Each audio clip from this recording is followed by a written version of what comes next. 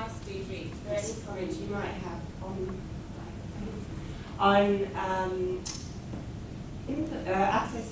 access applications for personal information from relatives on behalf of someone who may have a disability that prevents them from applying for that information themselves, and what sort of assumptions, or how do you go about finding out what in fact the relationship is between the applicant and the person on whose behalf they're applying for the information?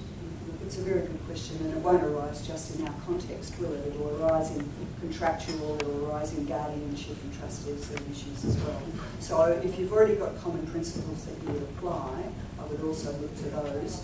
We talk a lot in our guidance about proof of identity, authorisation, but if it's somebody with intellectual disabilities, that's not going to be readily forthcoming, is it?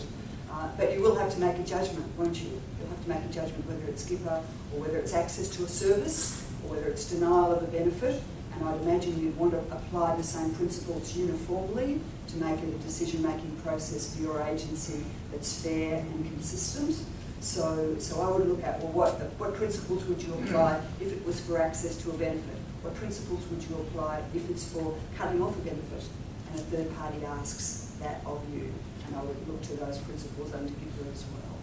So it's not being very specific. Happy to talk about it individually as well, because I've done that a lot in other sectors where we've talked about third party authorisation for decision making and what can reasonably be done by the agency. Does that mean so? John, you... Yeah, the guideline has, that Deirdre and Justin foreshadowed, I think I foreshadowed it as well. It does talk about some of the ways and means that people acting on behalf can apply. I know your question specifically talked about how Deirdre's office might unpack that relationship or verify it. I think, to use the terrible cliche, it has to be looked at on a case-by-case basis. And if people don't quite know what the case law says about that, they need to look at all the de facto relationship legal judgments over the years that talk about relationship and things like that. But you know, if the purpose is to stop an unauthorised or inappropriate access, so you know, a scammer or a fraudster, you know, these people that you read about that relieve, you know, older or disempowered people of their wealth, that would be. Yes. You have a good resource on the privacy website. Yeah.